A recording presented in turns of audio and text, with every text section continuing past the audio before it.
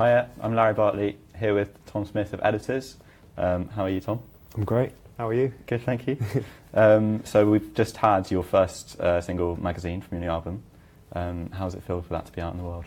Feels nice. It's always, even after all these years, it's still a buzz getting new stuff out there. So, and certainly when you do the first track from a new record and there's new artwork, new tour dates, it feels like this thing is coming to life, and it's an exciting feeling. It's been a while since your last album, In Dream. What have you been up to since then? We did a fair bit of touring for that record, and then, festivals, making this record, looking after my children, doing the school run, writing songs. Yeah, it's just that type of thing. And what can we expect from Violence? It's quite electronic, but I think we've managed to find a good balance between the electronic side of it and the more kind of guitar-led band elements, because that's tricky. And we have, over our 6 records, walked that road a little bit and gone one way to the other. And I think there's a nice balance on this one. The songwriting feels very focused, and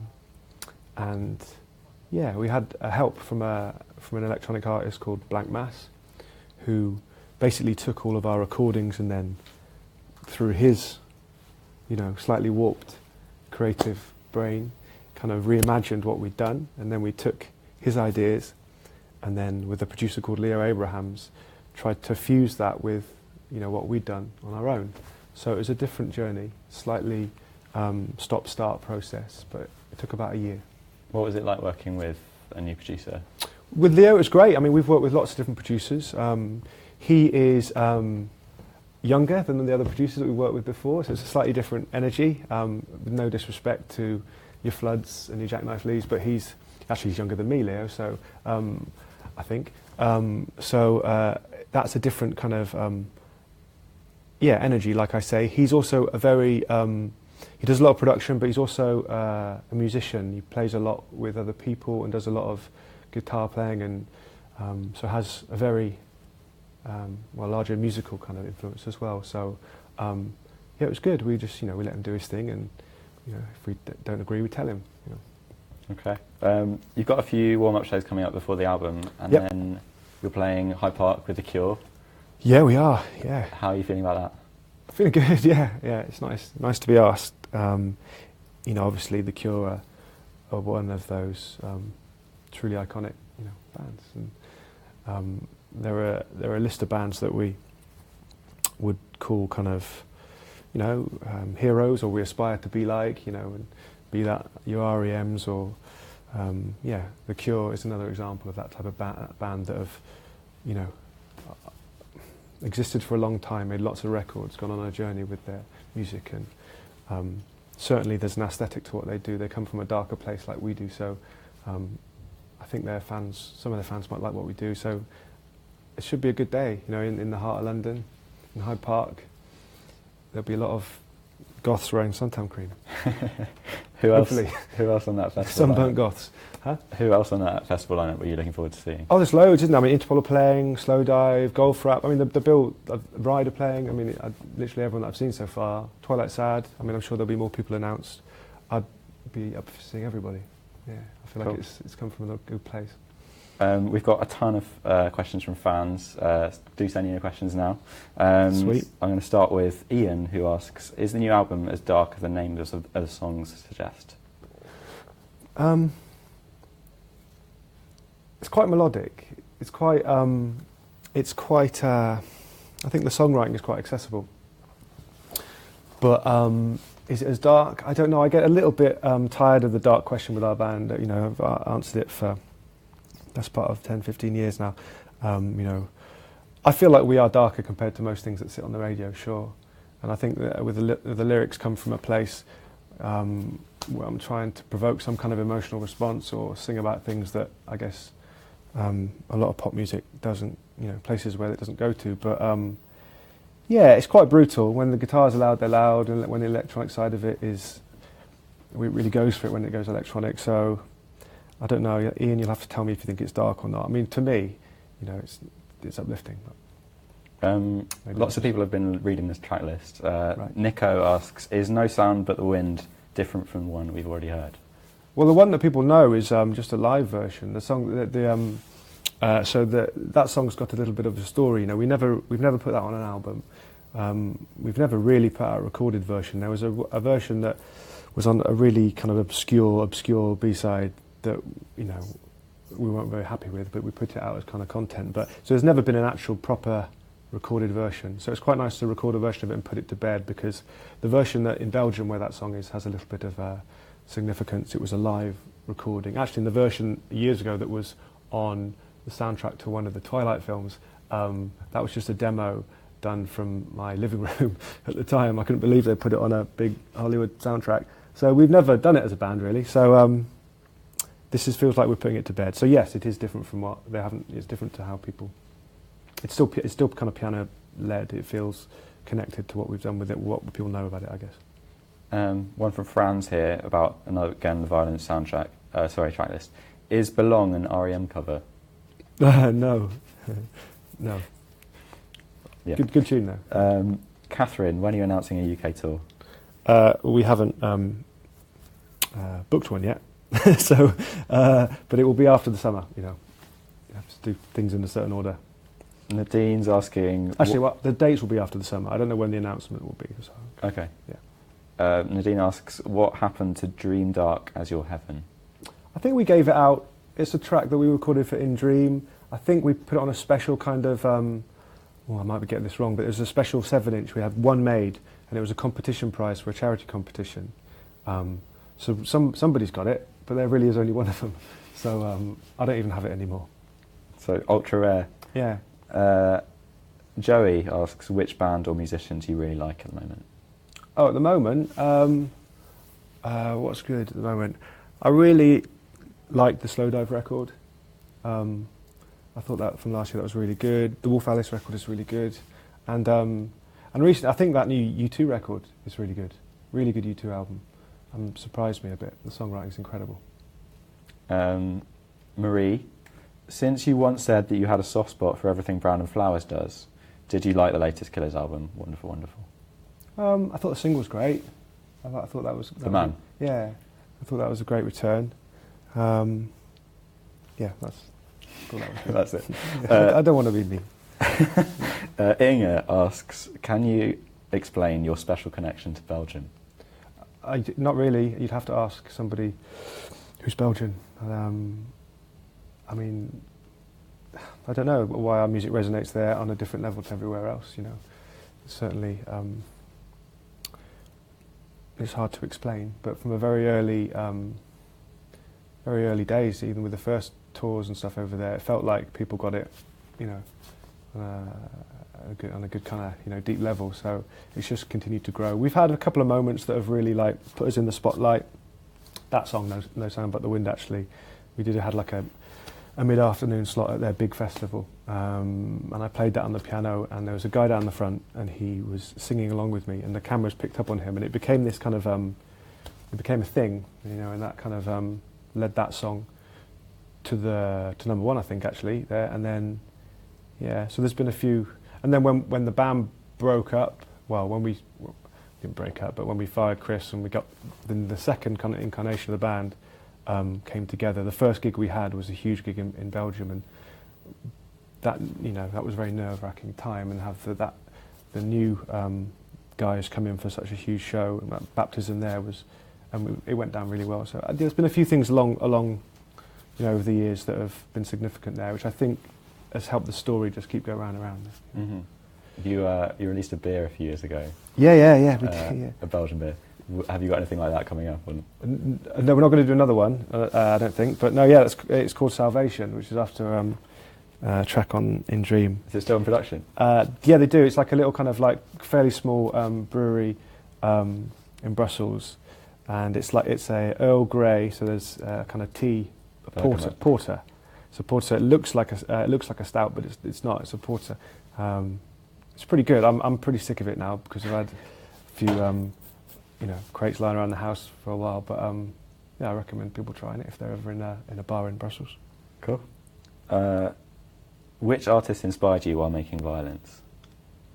I mean, it was getting the stuff back from Blank Mass was very inspiring. I mean, his record World Eater was an album that I think we all like just stopped and went, wow, you know, where this comes from sonically is just, you know, it's stunning. It was quite shocking.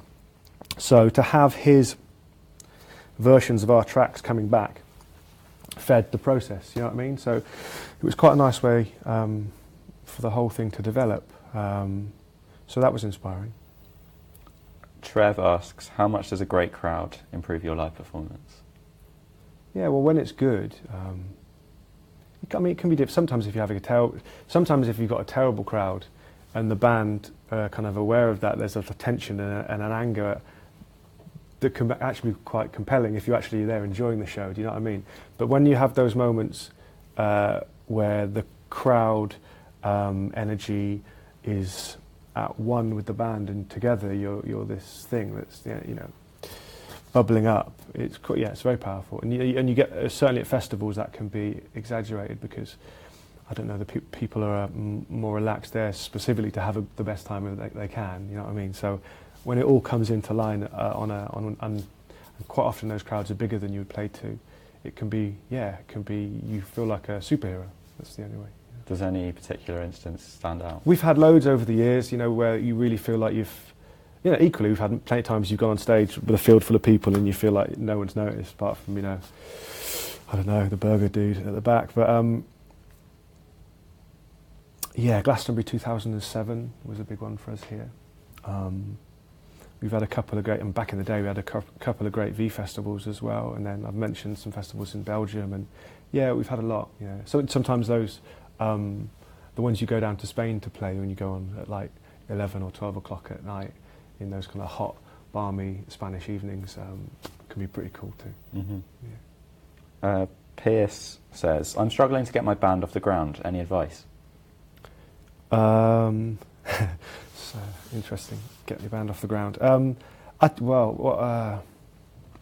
Just play as much as you can. I mean, I don't know other than work hard and just keep writing and keep playing, rehearse, you know, as much as you can. It's pretty boring. I don't have a secret, but I think that's what you need to do. Okay. Daniel says, would you consider doing an acoustic tour? Yeah, we talked about it because we've over the years done a lot of acoustic things for radios, and then there was a gig we had. I can't remember why we had to do the whole thing acoustically. Anyway, so maybe one member couldn't make it or something. Anyway, we had to do a whole like hour and a half show acoustically, it was all one-off, and it went down quite well. And the songs, when I start writing the songs, they come from that kind of place, either me on the piano or an acoustic guitar. So to take them back that way and put them on stage is something that I think we could do when the time is right. Yeah. Valentina asks, what's the story behind the new album cover? That's so Rahi Rezvani is an artist, photographer, filmmaker who we've been working with since In Dream. So that's an image that his creative genius has led him to. You'd have to ask him for the in-depth meaning.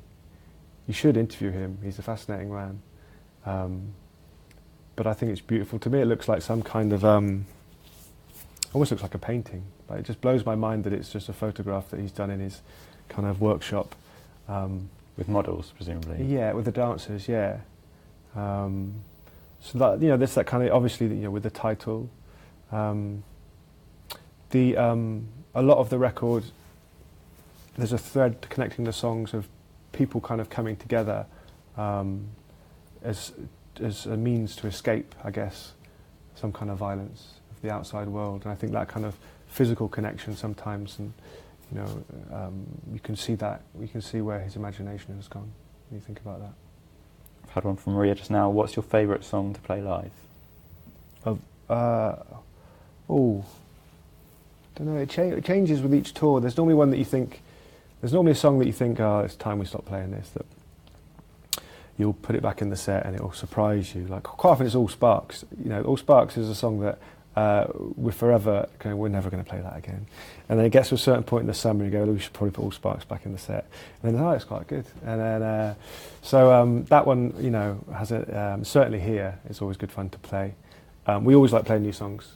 You know, even if the crowd are like, you know, just waiting for Munich, playing the new songs for us is what it's all about. So, I mean, last summer we were playing Magazine and a couple of others from this record before anyone had heard them, and they were going down really well.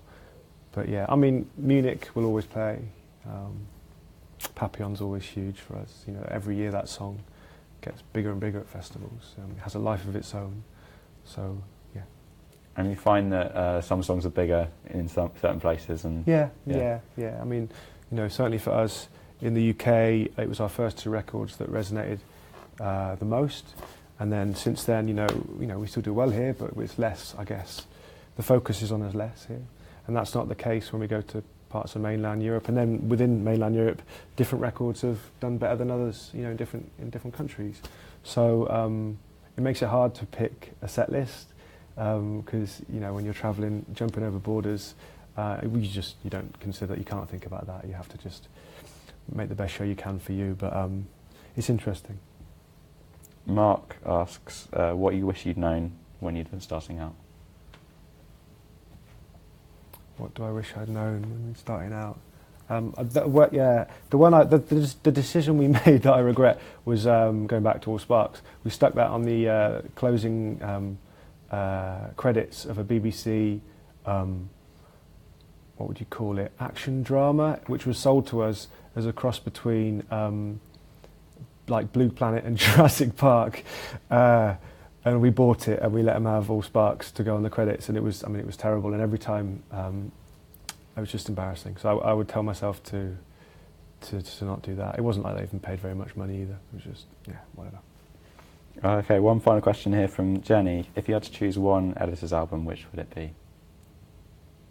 It's a bit unfair, isn't it, asking you that?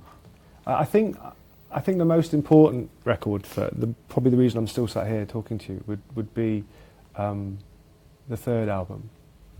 To make that record with Flood, to put away the guitars and do something that a lot of our fan base probably hated, and then a lot of them think is our best. You know, it really did divide. But I think in making that decision and not ploughing the same path that we'd been doing now, you know, with our sixth record, and you know, I think taking that risk was an important step. Yeah. I think that's probably my favourite record of ours. Cool. All right. Well, thanks very much, Tom, for joining us. Thanks for having me. Thanks for watching. See you next time.